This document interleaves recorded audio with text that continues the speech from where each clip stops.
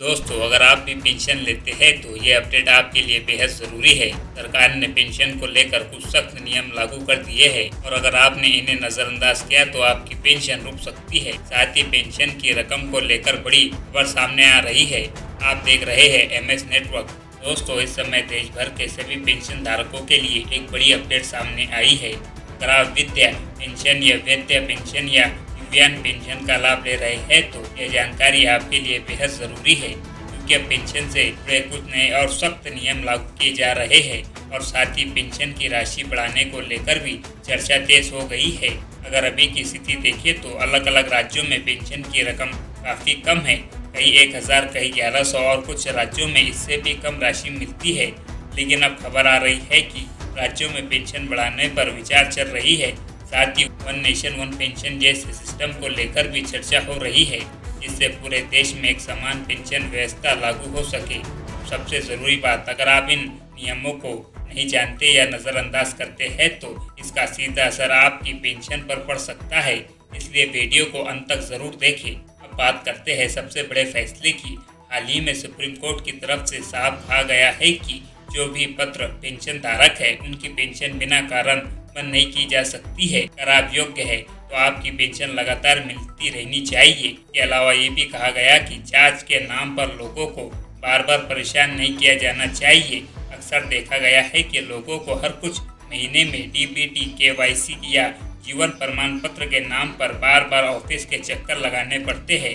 अब इस पर भी सख्ती की गई है। निर्देश दिया गया है कि ये सभी अपडेट साल में एक ही बार किए जाए, बार बार नहीं। बात करते हैं पेंशन समय पर मिलेंगी।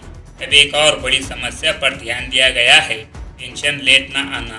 कई बार पैसा समय पर नहीं आता है और लोगों को 10 से 12 तारीख तक इंतज़ार करना पड़ता है। अब निर्देश है कि पेंशन समय पर दी जाए। अगर देरी होती है तो संबंधित विभाग को जवाब देना होगा।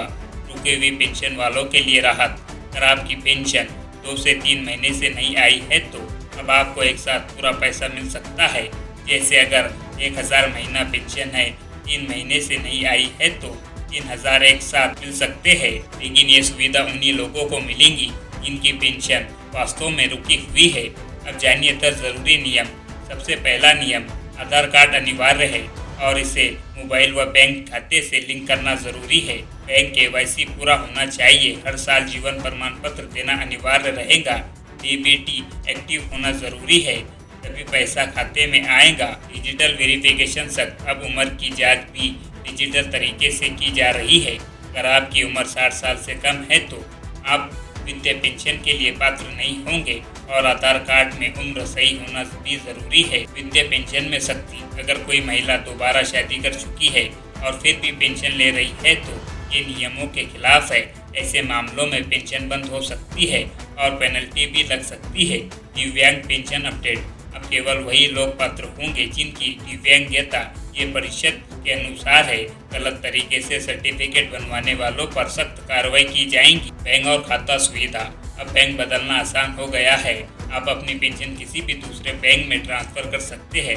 इसके अलावा आप जीरो बैलेंस अकाउंट में भी पेंशन मिल सकती है। डिजिटल पेंशन कार्ड, सरकार जल्द ही डिजिटल पेंशन कार्ड जारी करने जा रही है। इसमें QR कोड होगा जिसे स्कैन करते ही आपकी पूरी जानकारी सामने आ जाएगी। शिकायत सुविधा, अगर आपकी पेंशन में देरी होती है या कोई समस्या आती है तो अब आपको शिकायत दर्ज कर सकते हैं और उस पर कार्रवाई भी होंगी। गलत तरीके से पेंशन लेने वालों पर कार्रवाई, अगर कोई व्यक्ति गलत जानकारी देकर पेंशन लेता पाया गया तो उसके खिलाफ सख्त कार्रवाई की जाएंगी। तो दोस्तों, ये थे पेंशन से जुड़े नियम और बड़े अपडेट। अगर आप पेंशन लेते हैं तो इन सभी बातों का ध्यान रखना बेहद ज़रूरी है ताकि आप किसी भी तरह की परेशानी ना हो। वीडियो पसंद आए तो लाइक करें, शेयर करें और MS नेटवर्क सब्सक्राइब ज़रूर करें। धन्यवाद।